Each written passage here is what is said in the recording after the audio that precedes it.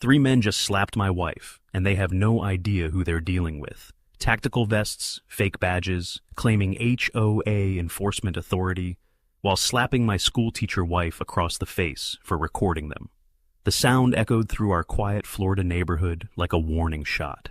15 years of marriage, and I've never felt rage like this. Pure white-hot fury burning through my chest. Here's what these officers don't know. Some husbands are more dangerous than others.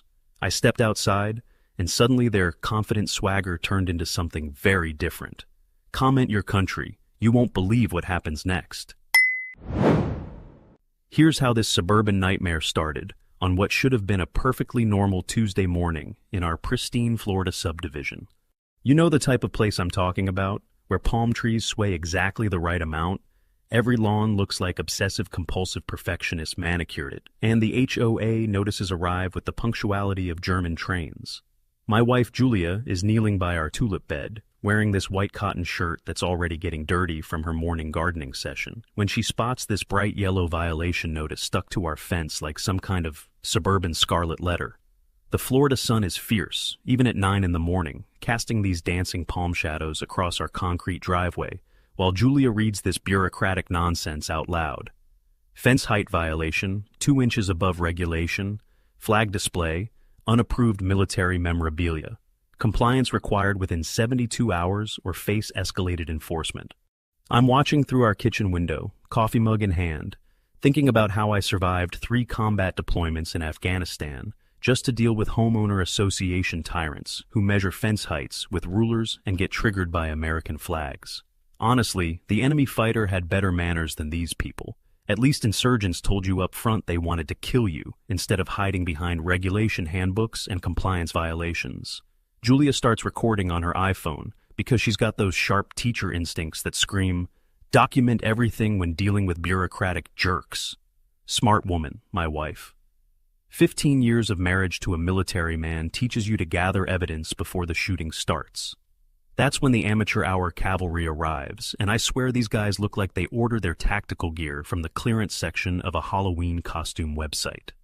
2 men stride across our lawn wearing vests that scream, "I shop at Army surplus stores but have never seen actual combat." The tall one, let's call him Vince, has this bouncer build, but his tactical vest's zipper is straining like it's about to explode from the pressure. His partner, Tony, is all muscle and attitude, wearing a badge that's crooked enough to make actual law enforcement officers cry with laughter. "Ma'am, stop recording enforcement action immediately," Vince shouts in this wannabe drill sergeant voice that probably works great on drunk college kids, but sounds ridiculous echoing across suburban lawns. Tony flexes his muscles for intimidation effect, while both of them swagger toward my wife like they're raiding a terrorist compound, instead of hassling a schoolteacher about fence regulations. Their patches say compliance, not police, which tells me everything I need to know about this discount security theater production. Julia keeps filming because she's not stupid. She recognizes evidence gathering when she sees it, and these idiots are providing enough material for a comedy special. "Sir, you need to comply with HOA regulations or face escalated consequences," Vince continues, stepping uncomfortably close to my wife. That's when my military training kicks into automatic mode. Assess the threat level, identify potential exits, calculate response options, and protect the primary asset, which in this case happens to be the woman I love more than life itself. Then it happens. Tony, this overly aggressive guy, swings his hand and slaps Julia hard across her face. The sound echoes across our quiet neighborhood like a gunshot. Smack! Sharp and vicious and completely inexcusable. Her iPhone goes flying through the air, crashes onto our grass with the screen spiderwebbing, but the damn thing keeps recording because Apple makes tough products. Julia stumbles backward, hand instinctively going to her cheek, and I can already see the red handprint forming on her face like some kind of suburban scarlet letter. She doesn't cry. My wife's tougher than nails and twice as sharp, but her eyes go wide with shock because who the hell expects to get assaulted by fake cops on a Tuesday morning over fence measurements? That's the exact moment when something primitive and dangerous flips on in my brain, the same switch that kept me alive through 3 combat tours and made enemy fighters think twice about engaging American forces. The screen door slams like a gunshot as I step outside, and I swear the temperature drops 10 degrees just from my presence. I'm wearing a faded Marine Corps t-shirt and jeans, nothing special, but my entire posture shifts into something these suburban warriors have never encountered in their discount security careers. 38 years on this planet, 3 combat deployments where I trained in combat operations, and now I'm dealing with dollar store security guards who just committed assault on my wife in my own front yard. I'm a Navy SEAL, I say, voice level and calm like I'm discussing the weather. You just assaulted my wife. Bad decision. My hands hang loose at my sides, weight perfectly balanced, every muscle coiled like a compressed spring ready to explode into violence. These tactical costume idiots have absolutely no idea what they just awakened, but they're about to get a very educational demonstration in the difference between real military training and playing dress-up security guard. Stand down! Hands where I can see them! Last warning! The command voice comes out automatically, the same tone that stopped insurgents dead in their tracks overseas and made enemy combatants reconsider their life choices. But these morons think their tactical vests make them invincible, so Vince charges at me like some amateur mixed martial arts wannabe, while Tony starts swinging haymakers that telegraph from the next zip code. Here's the fundamental difference between actual combat training and suburban tough guy fantasies. Real violence is quick, efficient, and quick and effective when properly executed. I pivot left to avoid Vince's clumsy bull rush, and this genius trips over his own feet in his eagerness to tackle a trained killer. He tripped and hit the steps hard, leaving him bloodied and calling for help. Tony's still swinging like he's auditioning for some bar fight movie, so I duck his telegraphed right hook and simply step aside like a matador avoiding a particularly stupid bull. Gravity handles the rest of the work. He fell backward into the sprinkler system and couldn't speak clearly afterward. "I can't close my mouth!" He wails through a stream of drool that makes him look like a confused toddler. Meanwhile, Vince is rolling around on our lawn like he's been shot, holding his face and requesting emergency services.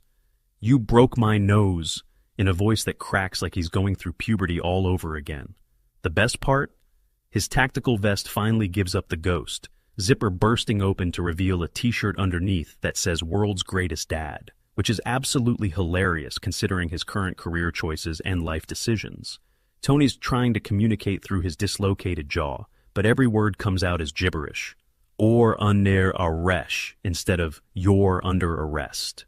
Both these tough guys are crying now, clearly shaken and needing medical attention that's still shooting across the yard in perfectly timed intervals, creating little rainbows in the morning sunlight, like some kind of ironic commentary on suburban violence. I immediately pull out my phone and call 911, requesting both police and emergency medical services because that's what responsible adults do, even when dealing with idiots who assault their families on their own property. This is Chuck Morgan at 1523 Palmetto Drive. I need law enforcement and EMS for 2 injured individuals who just assaulted my wife during an illegal home invasion. While I'm coordinating with emergency services, I notice something very interesting lying in our grass. Vince's phone flew out of his pocket during his graceful introduction to our front steps, and the screen is still glowing with a text message notification. "Boss lady, use force if needed, -J." The timestamp shows this message arrived exactly 2 minutes before these clowns showed up at our door, which means someone ordered this assault with the precision of a military operation. Julia, God bless her strategic thinking, is still recording everything despite her swollen cheek, and she catches this critical evidence on video. That text message is going to be very important in the legal proceedings that are about to make Jennifer Allen's life extremely complicated. The neighborhood is coming alive now. Agnes from across the street is filming through her lace curtains. Carl from next door has emerged from his garage still holding a socket wrench. And Mrs. Rodriguez has stopped watering her garden to watch this suburban drama unfold. As sirens wail in the distance, and these 2 compliance officers continue their Academy Award-worthy performances of pain and regret, I'm standing there holding Vince's phone, looking at that text message and feeling a cold smile spread across my face. Julia approaches, gently touching her red cheek, but her eyes are bright with something that looks suspiciously like pride. "That's my husband," she says softly, and despite everything, I feel that familiar surge of love and protectiveness that's kept us strong through 15 years of military life and civilian challenges. But if Jennifer Allen ordered this assault through a text message sent exactly 2 minutes before her hired thugs attacked my wife on our own property, What else has she been planning that we haven't discovered yet? The investigation starts immediately because I'm not the kind of guy who sits around waiting for the system to work. I'm at my kitchen table at 0600 the next morning with my laptop, coffee, and a notepad full of license plate numbers. Julia's bruised cheek is a constant reminder of why we're doing this, and let me tell you, seeing your wife hurt puts a different kind of fuel in your tank. The morning sunlight streams through our window blinds, creating these prison bar shadows across the table, which feels oddly appropriate considering we're hunting down criminals. Ray Delgado shows up at my door around 7 a.m., and this man is exactly what you'd expect from a retired cop. Cargo shorts, Hawaiian shirt, and the kind of handshake that tells you he's seen some stuff. "Jesus, Chuck," he says, eyeing Julia's swollen cheek. "These idiots left more evidence than a bank robbery gone wrong." Ray's not just our neighbor. He's a former law enforcement officer and knows HOA regulations better than most lawyers. As an ex-cop, I can tell you that Community Compliance Group has a history of complaints. They're basically hired muscle disguised as legitimate enforcement. We spend the morning tracking down information like a couple of detectives working a case. The license plates lead us to Community Compliance Group, which has a website that looks like it was designed in and uses stock photos of tough guys that are obviously from Shutterstock. Their Yelp reviews are comedy gold.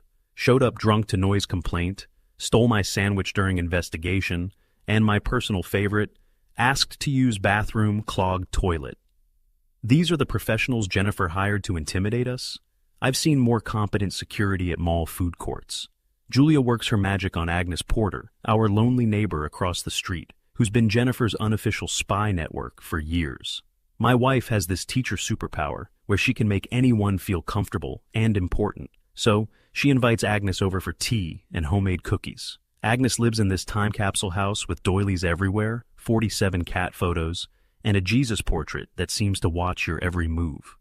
The woman is starving for human connection, which makes her perfect for intelligence gathering.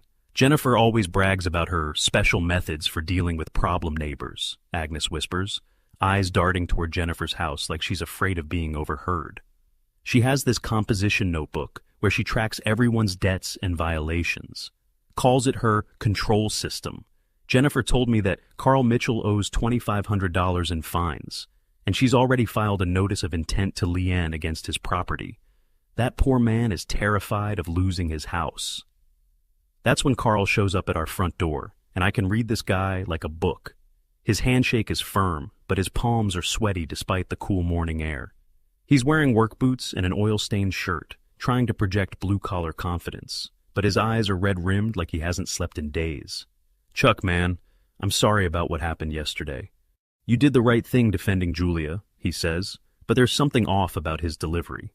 When Ray casually mentions lien procedures, Carl swallows hard, and his eyes dart to Jennifer's house. "I'm sure it won't go that far," he stammers, and that little pause tells me everything I need to know. Ray's investigation skills come in handy as we dig deeper into the financial trail. "Jennifer's been systematic about this, Chuck. She uses HOA dues to hire private enforcement, legal intimidation service, and compliance consulting. It's like she's built her own little police state right here in suburbia." He's got spreadsheets and bank records that show a pattern of payments to questionable companies, all approved by Jennifer's rubber-stamp board of directors, who are too scared or lazy to ask questions. The breakthrough comes when Ray casually mentions something that makes my military instincts ping. "Funny thing happened yesterday. Got a friend request in our veteran group from some guy named Greg. Claims he knows Jennifer Allen's methods and wants to connect with local military families. Could be nothing, but..." He trails off. But we both know that in our line of work, there's no such thing as a coincidence. I fire up the laptop and start digging into public records, marriage certificates, divorce filings, property transfers, all the paper trails that people forget exist in the digital age. Jennifer Allen married Gregory Lanham in 1998, divorced in 2021. Current address for Gregory Lanham, 1247 Pelican Bay Drive, which is exactly one subdivision over from us. Walking distance. Close enough to keep tabs on his ex-wife's activities, close enough to know her patterns, and definitely close enough to have opinions about her methods. Agnes provides more intelligence during her second tea session with Julia. I've heard Jennifer on phone calls with someone named Greg. Always angry conversations, always about money, and Those military types who think they're so tough. I assumed it was an old friend, but now that you mention it, she gets particularly nasty whenever his name comes up. Like he represents something she can't control. The picture starts coming together like pieces of a jigsaw puzzle. Jennifer's not just some power-hungry HOA president drunk on suburban authority. She's got history, baggage, and apparently an ex-husband who might know where all the bodies are buried. Carl's terrified about his house, Agnes is tired of being a spy, and somewhere across town, a man named Greg has been watching all of this unfold with the patience of someone who's been waiting for the right moment to act. Ray gets a phone call that afternoon from an unknown number. "Ray Delgado, this is Greg Lanham. I think we should discuss our mutual Jennifer problem." The voice is rough, weathered, like someone who's seen combat and lived to tell about it. "I've been tracking her activities for months, documenting everything. What happened to your neighbor's wife yesterday was the last straw. It's time someone stood up to her."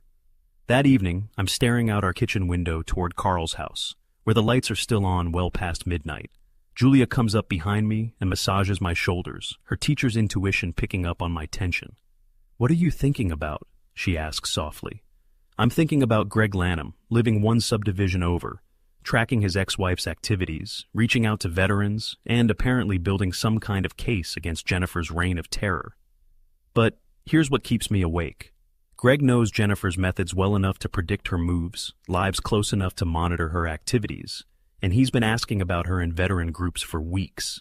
So, is this mysterious ex-husband plotting his own revenge against Jennifer, or is he planning to help her finish what she started with my family? The next morning, Jennifer launches her psychological warfare campaign. And honestly, I've got to respect the strategy even while I hate the execution. Agnes shows up at the mailbox cluster like she's conducting some kind of CIA briefing, gathering her usual audience of morning gossip enthusiasts. I'm watching from my kitchen window, coffee in hand, as she reluctantly delivers Jennifer's poison. Jennifer's concerned about Chuck's episodes. She says military men sometimes have trouble adjusting to civilian life, that they might be dangerous to the community. Mrs. Rodriguez immediately crosses her arms and fires back. "That's complete nonsense, Agnes. I saw everything. Chuck warned those fake cops 3 times before defending himself."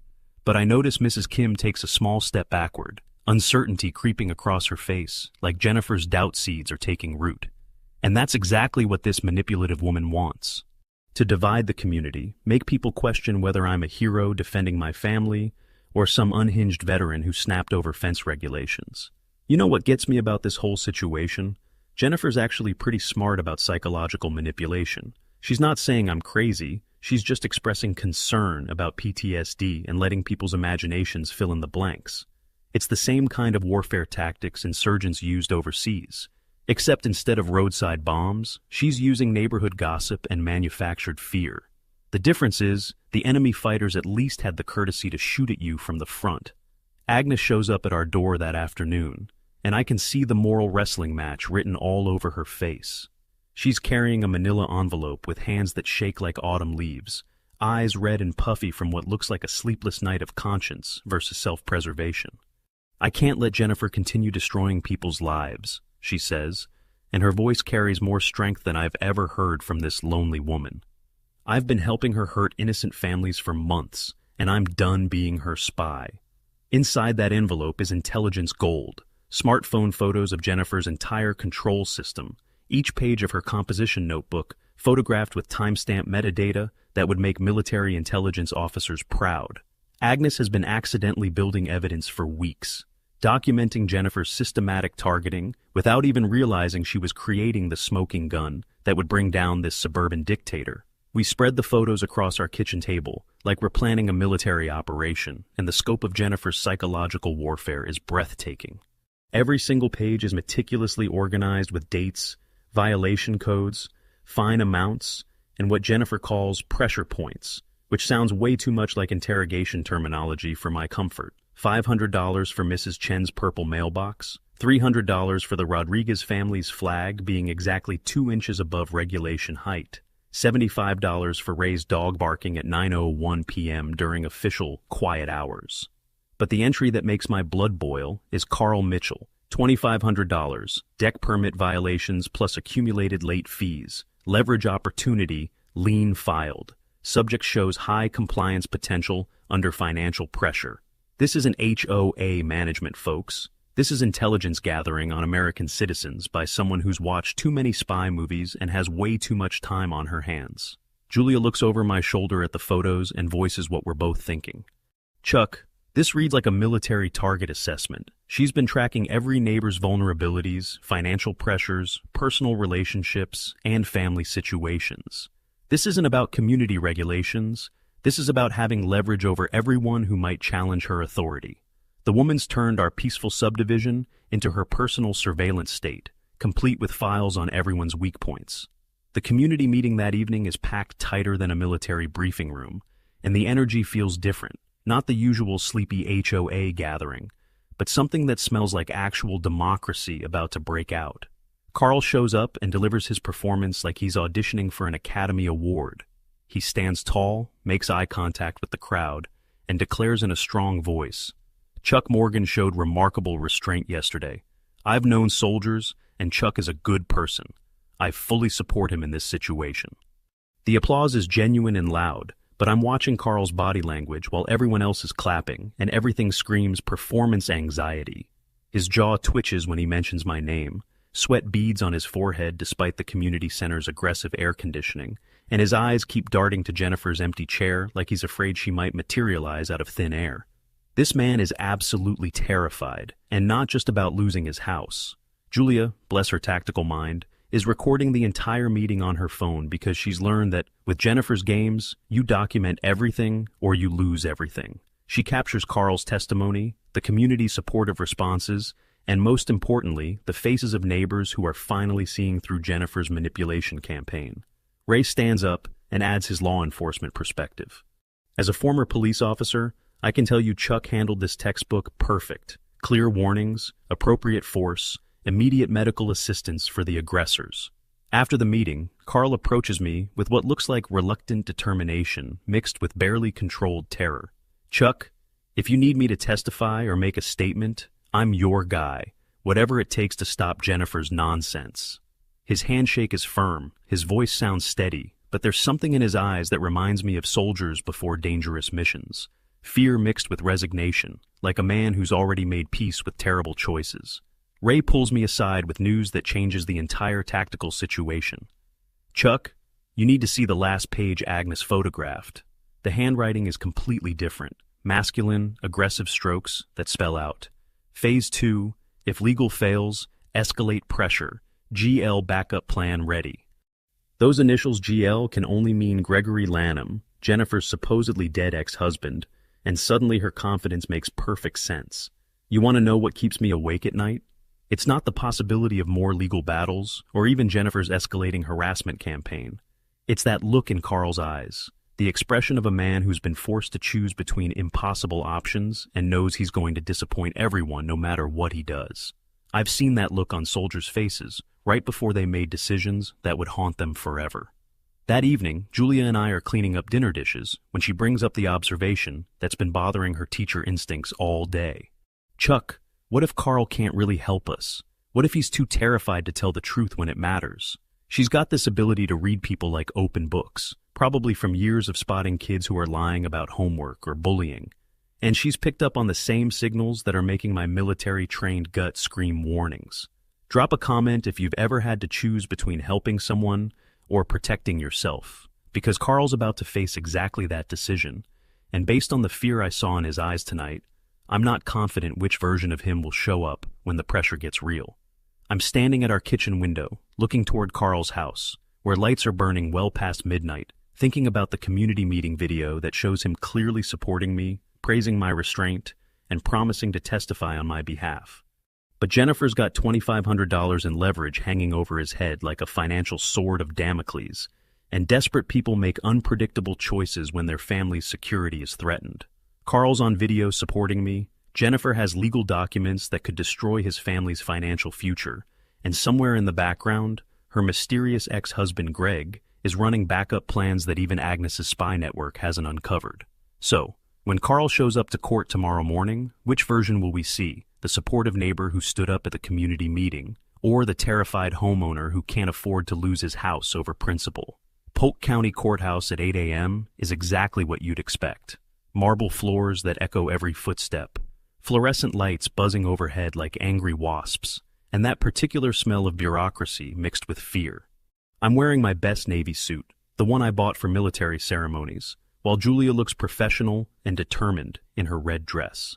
We're here for a preliminary hearing on Jennifer's restraining order request, which is her legal response to getting her fake cops hospitalized.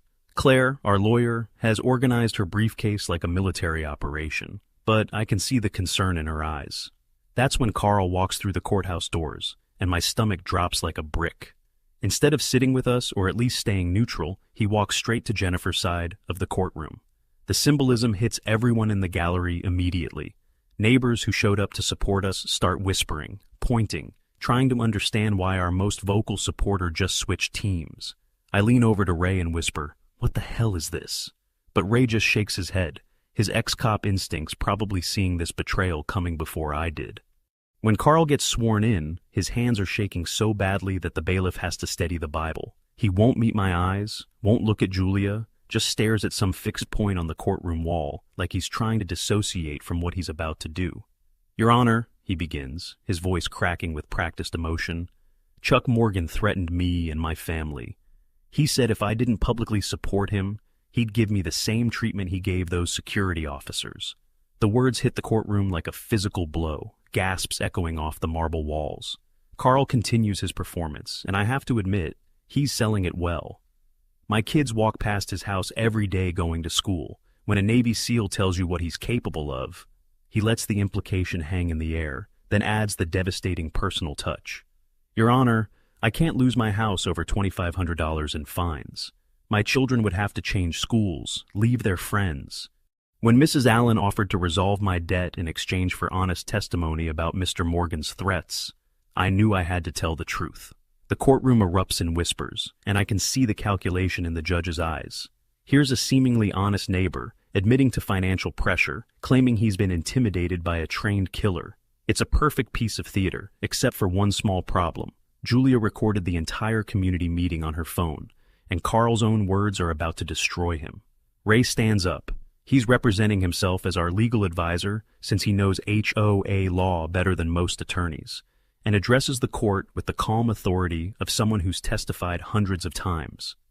"Your Honor, I'd like to play a recording from our community meeting 3 days ago, timestamp 0327. The courtroom audio system crackles to life, and Carl's voice fills the room, clear as day. "Chuck Morgan showed remarkable restraint. I've known soldiers, and Chuck is a good person. I fully support him in this situation." You can actually watch Carl's face crumble, as his own words contradict everything he just testified. The man shrinks in the witness chair like he's trying to disappear into the wood grain, sweat pouring down his forehead despite the courthouse air conditioning. Ray follows up with Agnes's black book photographs, blown up to poster size, showing Carl's debt and Jennifer's note. Leverage opportunity, compliance expected.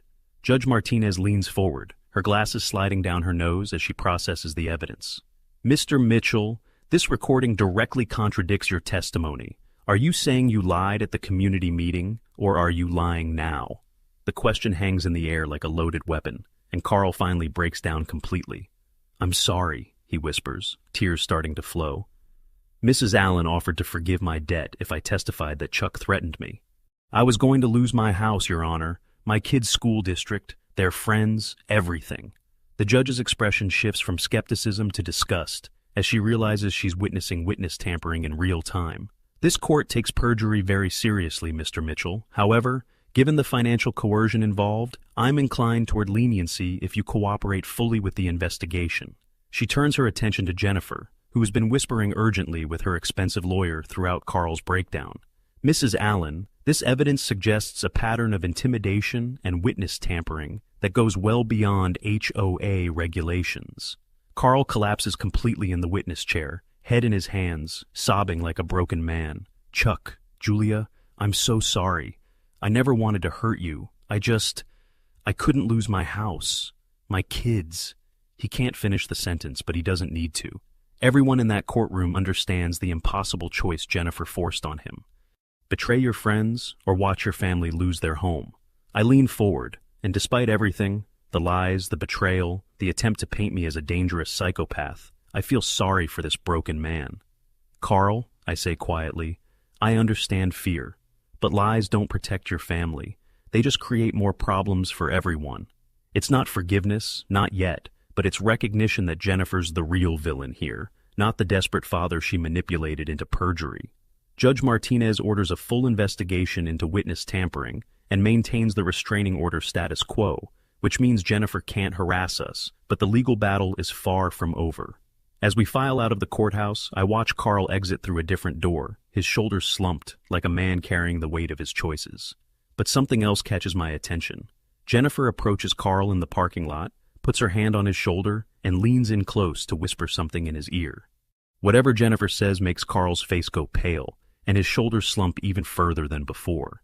She's not comforting him or celebrating their legal victory. She's delivering some kind of message that clearly terrifies him more than losing his house. Ray notices it too, nudging me and nodding toward the parking lot drama. That woman's not done with Carl, he says grimly. She's got something else over him, something worse than money. Carl just destroyed his own credibility to save his house, admitted to perjury in open court, and probably ruined his relationships with half the neighborhood. So, what did Jennifer just whisper to him in that courthouse parking lot that made him look even more terrified than before he took the witness stand? Agnes shows up at our door the next morning, carrying a manila envelope and wearing the expression of someone who's made a life-changing decision. Her eyes are red from crying, but there's something different about her posture, straighter, more determined. Chuck, Julia, I'm completely done being Jennifer's spy, she says, voice stronger than I've ever heard it. Here's everything I've been documenting for months. Inside that envelope are comprehensive photographs of Jennifer's entire control system. The black book with full metadata, dates, receipt numbers, and most importantly, bank deposit slips showing HOA fund transfers to suspicious accounts. We spread Agnes's intelligence across our kitchen table like military analysts planning an operation, and the scope of Jennifer's corruption is staggering. She's been systematically targeting anyone who might challenge her authority, using HOA dues to fund private enforcement, legal intimidation services, and what she calls compliance consulting. Ray whistles low as he examines the financial records. Chuck, this woman's built her own little police state right here in suburbia. She's got dirt on everyone, leverage over half the neighborhood, and the financial resources to make people's lives hell. That's when my phone buzzes with a text from an unknown number, and the message makes my blood turn to ice. Your wife works at that school, right? Public places can be so unpredictable. Dash a friend. I show the screen to Julia, and I watch her teacher's protective instincts kick into overdrive. Her face goes pale, then red with anger. Someone just sent a concerning message about my workplace, Chuck. My students, my colleagues. She's already reaching for her phone to call the principal, to warn security, to do whatever it takes to protect those kids. But here's the thing about threats against schools. They cross a line that even suburban warfare shouldn't cross. I've dealt with insurgents who targeted civilians, and this feels exactly the same. Psychological terrorism designed to make us feel helpless and afraid. Julia's recording the threat message, screenshotting everything, because she's learned to document every piece of Jennifer's escalating campaign against our family. We're not just fighting for ourselves anymore, she says grimly. Now she's threatening innocent children. Ray takes one look at the school threat, and his ex-cop instincts go into full alert mode. This isn't random harassment, Chuck. This is specific intelligence about Julia's workplace, her schedule, her routine. Someone's been watching your wife, studying her patterns, gathering information for maximum psychological impact. He starts making calls to his contacts in local law enforcement because threatening schools brings federal attention. And Jennifer might have finally stepped over the line from civil harassment into criminal territory. The breakthrough comes when my phone rings that afternoon. Unknown number, rough voice that sounds like someone who's seen combat and lived to tell about it. Chuck Morgan, this is Greg Lanham. I think it's time we talked about our mutual Jennifer problem. I've been watching her escalate this situation for weeks, and after what happened in court yesterday with Carl, I can't stay silent anymore. The voice carries authority, like someone accustomed to making hard decisions under pressure. We meet at Denny's because it's a public, neutral territory where Jennifer's spy network can't easily monitor our conversation. Greg emerges from a gray pickup truck, and everything about him screams veteran, Weathered face, Marine Corps tattoo faded on his forearm, slight limp that suggests old combat injuries. His handshake is firm but brief, the greeting of someone who's learned not to trust easily. "You've got good instincts coming here," he says, sliding a manila folder across the greasy table. "Jennifer told everyone I died in a training accident. Easier than admitting she drove away another military man." The folder contains 15 years of evidence, bank statements, phone records, email printouts, and documentation of Jennifer's systematic campaign to control everyone around her. "Joint bank account she never bothered to close after our divorce," Greg explains, pointing to highlighted entries. $1,500 to Community Compliance Group, $800 to Private Investigation Services, $2,000 to Legal Intimidation Consulting, all funded with money I'm legally required to contribute as part of our divorce settlement. But the smoking gun is Greg's old phone, loaded with recorded conversations that make Jennifer's true nature crystal clear. He plays one recording, and Jennifer's drunk voice fills the greasy air of our Denny's booth. "Greg, you bastard. I'll destroy anyone who reminds me of you. Military types think they're so tough. I hired those compliance idiots to teach that SEAL's wife a lesson. She deserved it for filming my enforcement action." The words are slurred but unmistakably clear, a complete confession to conspiracy and assault. Greg's expression is grim as he explains the context. "She calls me every month when she's drunk. Always threats, always trying to maintain control even after our divorce. I started recording these calls 2 years ago when I realized she was using our shared finances to fund harassment campaigns against neighbors. What happened to Julia was the last straw. I couldn't let her hurt innocent people anymore." There's more evidence. Email chains showing Jennifer coordinating with private investigators. Financial records proving she's been diverting HOA funds for personal vendettas. And most damning of all, text message conversations where she discusses Phase 2 and Phase 3 operations against community members who challenge her authority. Greg slides another phone across the table, showing a recent text exchange that makes my stomach drop. "G. Time for Phase 3. You know what to do. -J. Chuck, there's something else you need to understand," Greg says, his voice dropping to barely above a whisper. "Phase 3 wasn't my idea. It was always hers. The school threat, the escalation beyond financial pressure and legal harassment, the targeting of your wife's workplace. Jennifer's been planning this for months. And based on this text message she sent me this morning, I think she's already started implementing whatever Phase 3 actually involves." The pieces start falling into place like a tactical briefing coming together. Jennifer's not just some power-hungry HOA president who got carried away with suburban authority.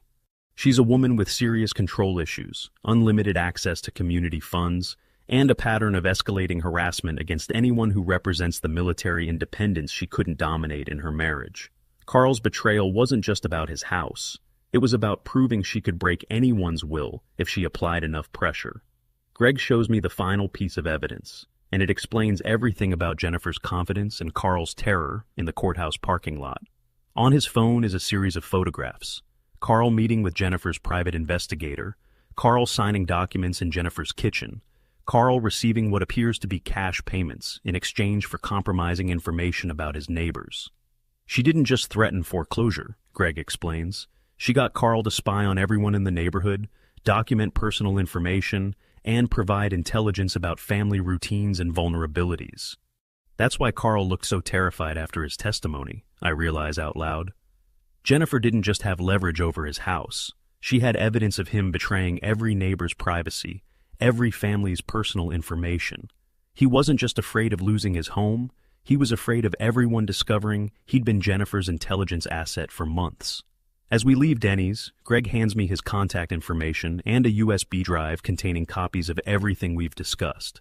"Chuck, Jennifer's not done escalating. She's got resources, connections, and most importantly, she's got nothing left to lose now that the community's turning against her. Phase 3 might be worse than anything we've seen so far." He pauses at his truck, looking like a man carrying the weight of difficult decisions. "I should have stopped her years ago, but I was tired of fighting. Watching her hurt your family, it reminded me that sometimes you can't just walk away from bullies."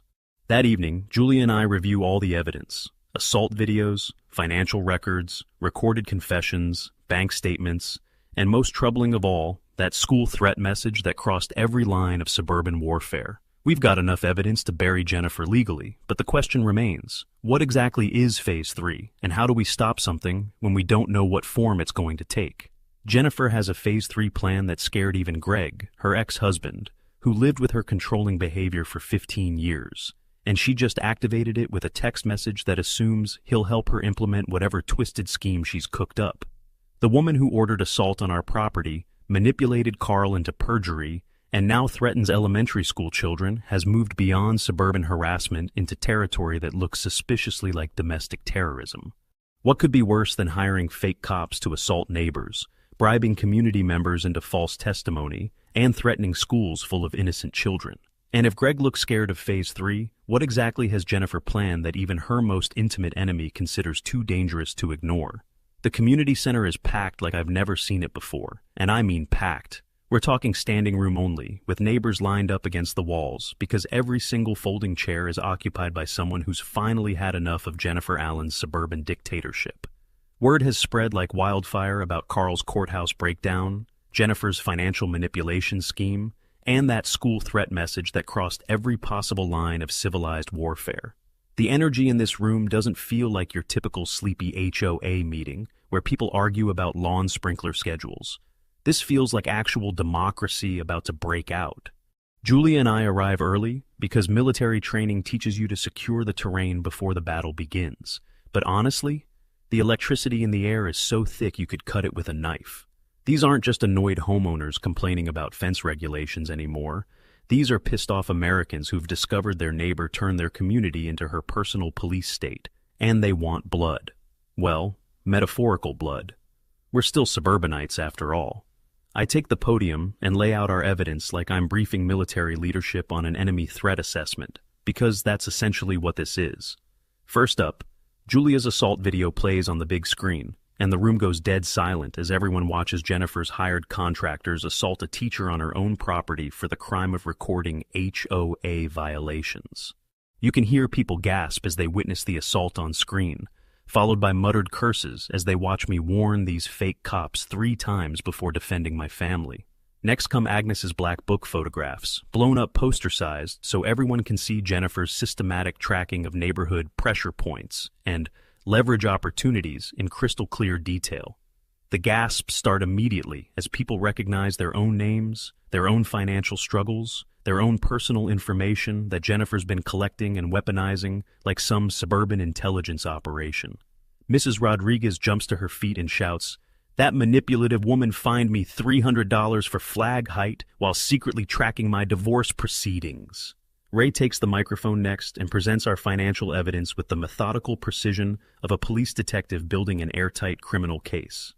Ladies and gentlemen, Jennifer Allen has systematically diverted over $15,000 in HOA funds to pay for private enforcement, legal intimidation services, and surveillance operations against your own neighbors.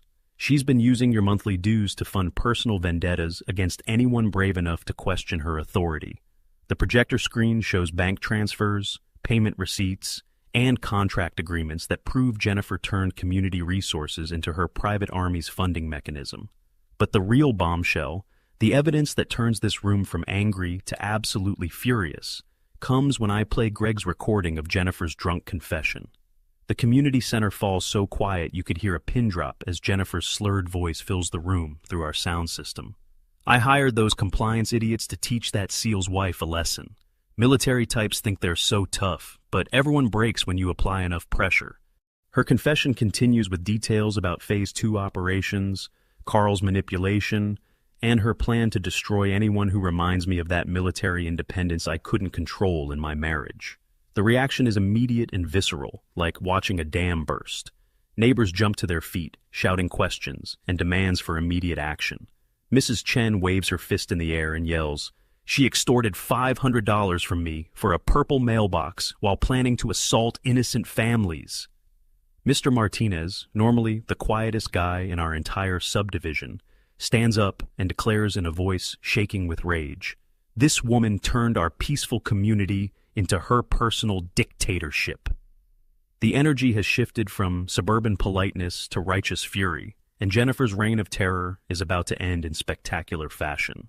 Mrs. Patterson, our HOA vice president who's been quietly documenting Jennifer's overreach for months, takes the microphone and calls for order, with the authority of someone who actually understands parliamentary procedure.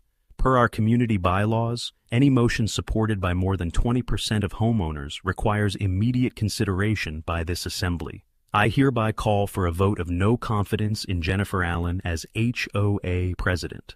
The motion gets seconded immediately, and hands shoot up around the room like popcorn kernels exploding. The vote count is absolutely devastating. 52 votes for Jennifer's removal, 1 abstention from the guy who just moved in last week and doesn't know what's happening, and exactly 1 vote against, which can only be Jennifer's own pathetic attempt to save herself. But here's where this whole situation gets really interesting, because Jennifer's not going down without a fight.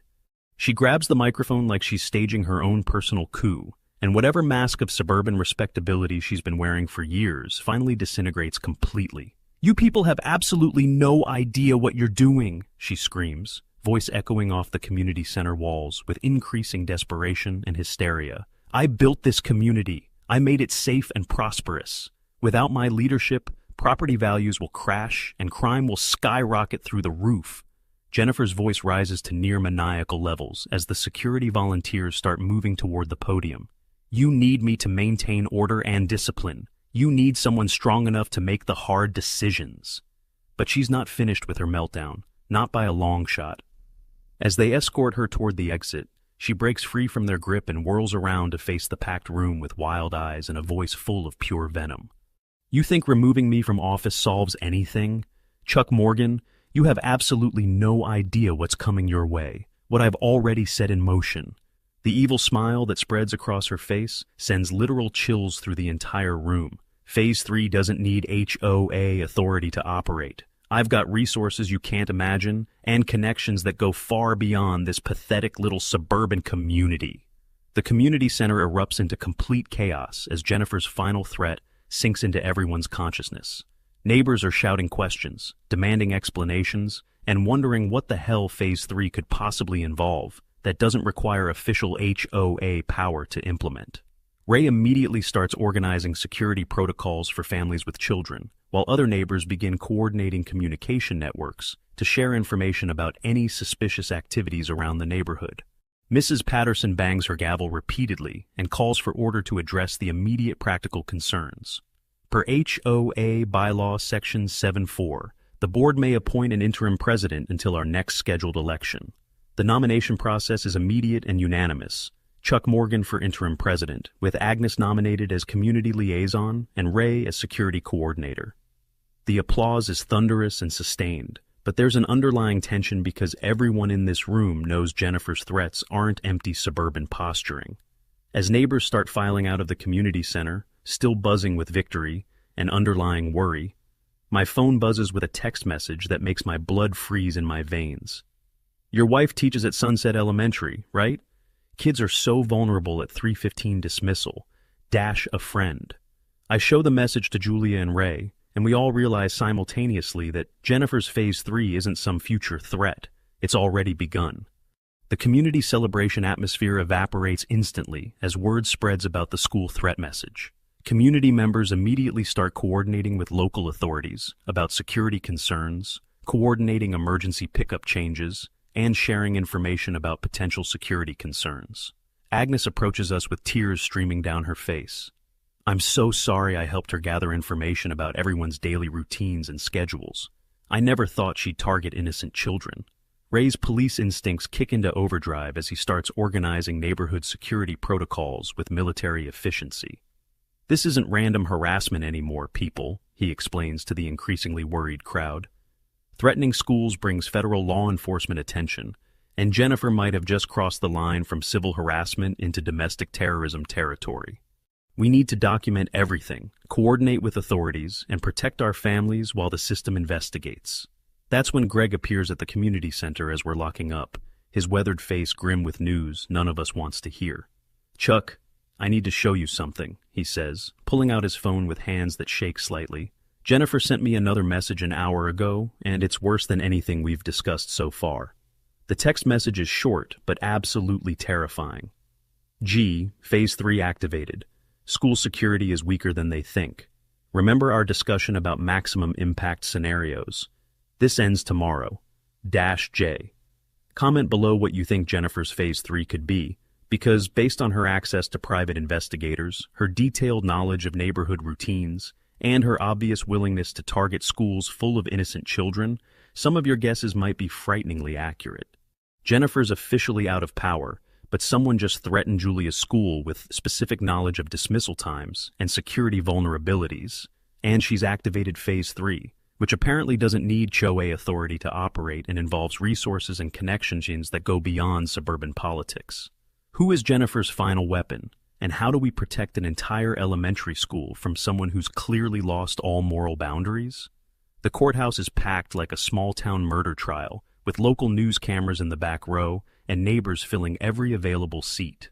Word has spread beyond our subdivision about the HOA president who hired fake cops, manipulated testimony, and threatened elementary schools. I'm wearing the same navy suit, but today it feels like armor rather than formal wear. Julia's red dress has become her power outfit, a symbol of strength rather than victimization. Ray takes the lead in presenting our evidence, and his police experience shows in every word. Your Honor, we have 3 smoking guns that prove a pattern of escalating harassment and intimidation. First, Julia's assault video plays on the courtroom monitors, showing the clear slap, my warnings, and those fake compliance patches. Second, Agnes's Black Book documentation with metadata proving Jennifer's systematic targeting of neighbors based on their vulnerabilities. Third, and most damning, Greg's recording of Jennifer's drunk confession, where she admits to ordering the assault. Greg takes the witness stand with the bearing of someone who's testified in military tribunals and survived much worse than suburban courtroom drama. Your Honor, I was married to Jennifer Allen for 15 years, and this pattern of intimidation, financial manipulation, and escalating harassment isn't new. It's who she is when challenged. She's dangerous because she combines intelligence with a complete lack of moral boundaries. His testimony carries the weight of someone who lived through Jennifer's psychological warfare firsthand. The drunk recording plays through the courtroom speakers, and Jennifer's slurred voice confesses to everything. I hired those compliance idiots to teach that SEAL's wife a lesson. Military types think they're so tough, but everyone breaks when you apply enough pressure. The confession continues with details about Carl's manipulation, the financial leverage, and her Phase 3 plans that don't require HOA authority. Several jurors lean forward, taking notes, clearly understanding they're hearing evidence of a genuine criminal conspiracy. Jennifer's expensive lawyer tries damage control, but there's no defending a recorded confession, combined with financial evidence and witness testimony. When Jennifer takes the stand against legal advice, her mask completely disintegrates. Your Honor, I was protecting community property values. Chuck Morgan represents everything wrong with military entitlement. He thinks his service gives him the right to ignore community standards. Her voice rises with each word, revealing the underlying hatred that's driven this entire campaign. Ray's cross-examination destroys any remaining credibility Jennifer might have maintained. Mrs. Allen, afraid people don't hire assault teams, he says, holding up bank transfer records. They don't threaten elementary schools, he continues, displaying the school threat message. And they don't record drunk confessions, admitting to conspiracy and witness tampering. Jennifer has no coherent responses, just increasingly desperate attempts